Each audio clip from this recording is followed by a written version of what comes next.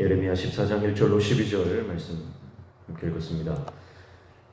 오늘 본문은 지금 유다 땅 가운데 기근이 들어 있죠. 극심한 가뭄으로 인해서 이스라엘 백성들이 하나님께 도움을 구하는 말씀입니다. 그러나 하나님은 그들의 기도를 듣지 않으시고요, 심판을 멈추지 않으십니다. 급할 때 하나님을 찾는 것이 인간의 모습이죠. 그런데 하나님이 왜 이스라엘 백성들이 이렇게 부르짖고 기도하는데도 듣지 않으실까요? 오늘 본문을 통해서 그 내용들을 살펴보기를 원합니다. 1절에 보시면 가뭄에 대하여 예레미야에게 임한 여호와의 말씀이라 그랬어요. 지금 유다 땅 가운데 가뭄이 들었고요. 그 가뭄에 대해서 하나님께서 예레미야를 통해서 말씀하고 있습니다. 이스라엘의 상황은 보시면 2절에 유다가 슬퍼하며 성문의 무리가 피곤하여 땅 위에서 애통하니 예루살렘의 부르짖음이 위로 오르도다, 이렇게 말하죠. 자, 지금 유다 땅 전체가 이 가뭄으로 인해서 큰 고통 가운데 있음을 말하고 있습니다. 그리고 3절에 보면 귀인들은 자기 사람들을 보내 물을 얻으려 했으나 그들이 우물에 가서도 물을 얻지 못하여 빈 그릇으로 돌아오니 부끄럽고 근심하여 그들의 머리를 가리며 그랬어요. 자, 귀인들, 귀족들이죠. 귀족들조차 돈이 아무리 많아도 물을 구하기 힘든, 이것은 이스라엘 전체의 극심한 가뭄임을 보여주는 것입니다. 또 4절에 땅에 비가 없어 지면이 갈라지니 밭 가는 자가 부끄러워서 그의 머리를 가리는도다. 이제 비가 오지 않으니까 이제 밭이 다 갈라져 있고요. 5절에 보면 들의 암사슴은 새끼를 낳아도 풀이 없으므로 내버리며 그랬습니다. 자, 들짐승들도 지금 물이 없어서 새끼를 낳아도 기를 수 없는 상황이고요. 6절에 보시면 들나귀들은 벗은 산 위에 서서 승냥이 같이 헐떡이며 풀이 없으므로 눈이 흐려지는도다. 자, 들나귀는요 가장 생존력이 강한 동물로 알려져 있습니다. 그런데 지금 이 들나귀조차 물이 없어서 헐떡거리며 죽어가는 그런 모습이죠. 그러니까 이 기근이 아주 극심한 상황임을 점진적으로 보여주고 있는 것입니다. 자, 그럴 때에 이스라엘 백성들은 하나님께 기도하죠. 7절에 보시면 여호와여 우리의 죄악이 우리에게 대하여 증언할지라도 주는 주의 이름을 위하여 일하소서. 우리의 타락함이 많으니이다. 우리가 주께 범죄하였나이다. 자, 기도를 하는 첫 번째 회개합니다. 회개의 기도. 우리가 범죄했습니다. 주님은 주님의 이름을 위해서 일해달라고 그렇게 기도를 하고요. 8절에 이스라엘의 소망이시여 고난당할 때 구원자이시며 어찌하여 이 땅에서 보류하는 자같이 하룻밤을 유숙하는 나그네같이 하시니까, 그렇죠. 하나님이 소망이고 구원자라고 고백합니다. 또 9절에 어찌하여 놀란 자 같으시며 구원하지 못하는 용사 같으시니까 이와여 주는 그래도 우리 가운데 계시고 우리는 주의 이름으로 일컬음을 받는 자유니 우리를 버리지 마옵소서. 우리를 버리지 말아 달라고. 그래도 주님은 우리 가운데 계시지 않습니까? 하면서 그렇게 기도를 하고 있어요.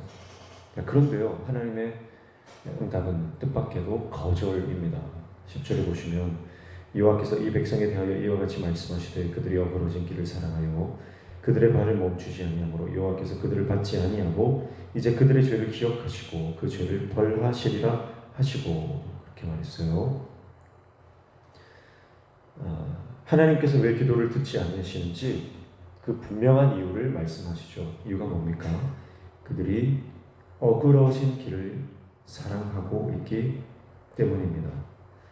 자, 앞서서 7절부터 9절까지 이스라엘 백성들이 어떤 공식적인 회개 기도를 하고 있어요. 그런데요, 그 기도를 하면서 그들은 여전히 어그러진 길을 사랑하고 있었다라고 하는 것을 하나님께서 드러내십니다. 자, 그러니까 이스라엘 백성들이 부르짖는 기도는 진정성이 없는 가식적인 기도였다는 것이 드러납니다. 어그러진 길이라고 하는 것은요, 원어적으로 보면 이리저리 방황하고 사방을 쏘다닌다는 것이죠. 그러니까 지금 이 기도를요, 하나님께만 하는 게 아니에요. 이 기도를 이방 우상들에게도 똑같이 하고 있다라고 하는 것을 알 수가 있는 것입니다.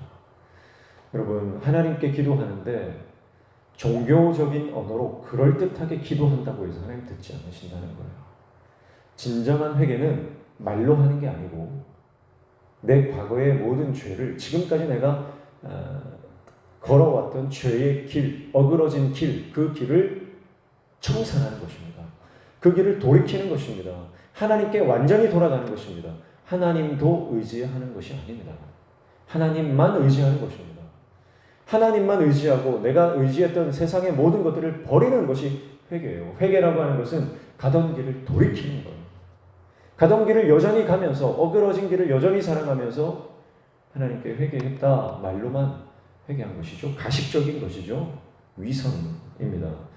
그래서 하나님께서는 그 기도를 듣지 않으시고요, 거절하십니다. 오히려 하나님께서 정하신 그 징벌을, 그 심판을 하나님께서 행하시겠다, 그렇게 말씀하고 있습니다. 그리고 10절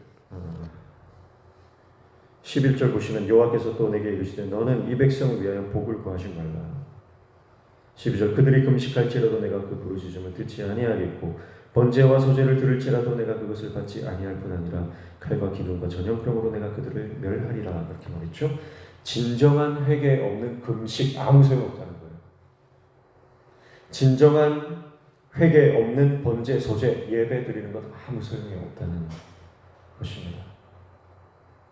종교적 행위, 종교적 의식, 종교적 언어가 우리를 구원할 수 없습니다. 진정한 회개만이 하나님의 구원의 역사를 우리에게 가져오게 되는 것이죠. 어그러진 길 위에서 드리는 기도는 오히려 하나님을 마음 아프게 하고 하나님을 괴롭게 하는 것입니다. 그래서 이스라엘 백성들이 지금 가뭄 가운데 참 현실적인 필요가 지금 하나님께 구하고 있지만 진짜 그들의 문제는요,